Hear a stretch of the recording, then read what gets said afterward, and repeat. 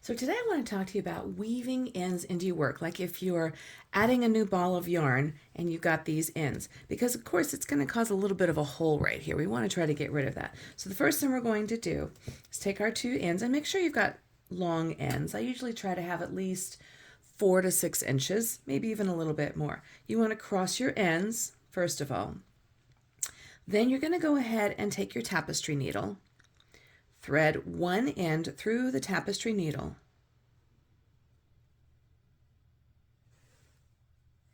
and you're going to go up and under the bump just next to the stitch that caused the hole. So for me, I'm going to go under and here and up and over.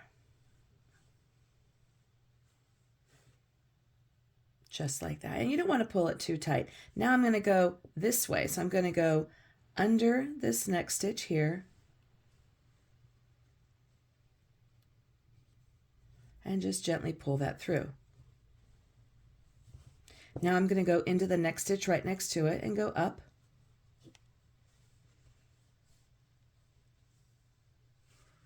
And pull through. And then go back down on the other side.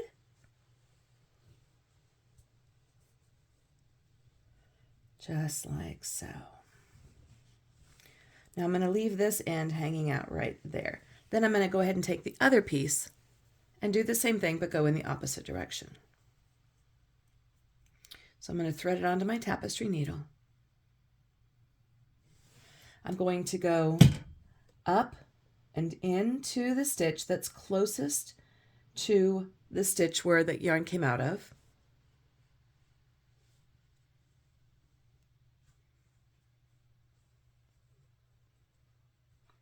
Pull that in through.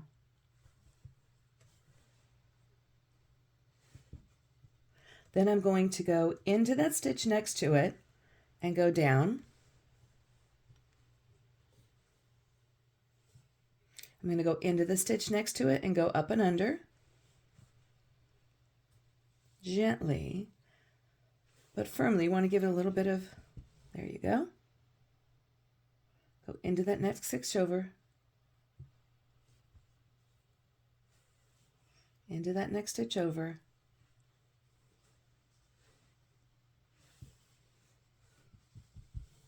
And we're just going to keep going all the way across until we have a nice, short, clean end.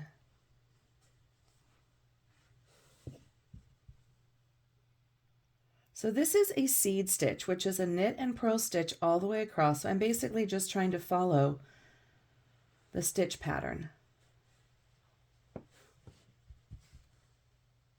And then this piece here, I could probably cut off. Maybe I can get one more in there. And then when I'm about as close as I want to be, I'm just going to go ahead and take my scissors and trim it very close to my knitting.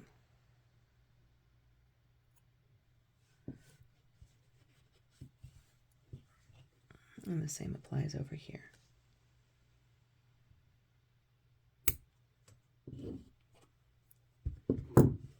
And there you have it. And you can see there's no hole here, nice and clean. So there you go. This is how you weave in ends when you're knitting and connecting yarns together. This is Kimberly with Knit for Brains. Make sure you hit that notification bell so you get notified when I post any videos coming up, my podcasts, my tutorials, my reviews. Tell your friends about us. Send them on over. We're having so much fun. Thanks so much for watching. This is Kimberly with Knit for Brains. And as always, I'll see you soon.